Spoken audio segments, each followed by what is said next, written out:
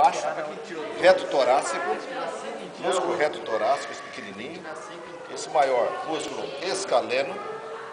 Aí você vai ter esse aqui, na sequência, embaixo da escápula, serrátil ventral. Serrátil ventral. Aí você sobe. Vendo? Embaixo, esse aqui é o grande dorsal.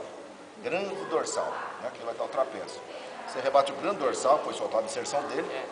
Em cima das costelas, você tem outro músculo que também parece dedos dentro de uma luva. Esse aqui, esse, todo esse músculo. Serrátil, esse é o serrátil dorsal, está lá na coluna vertebral. Serrátil dorsal. Os intercostais estão entre as costelas. Os intercostais. Né? Então, na sequência, reto torácico, escaleno, serrátil dorsal, serrátil ventral, serrátil dorsal. Tranquilos? Então, agora está lá no dorso, perto da coluna. Então está no dorso. Região dorsal e aqui na barriga a região ventral. Esse aqui está mais ventral do que esse. Esse está perto da coluna, está no dorso do animal. Esse aqui está mais voltado ventralmente. Tá? Reto torácico, escaleno, serrátil ventral, serrátil dorsal. Intercostais externo.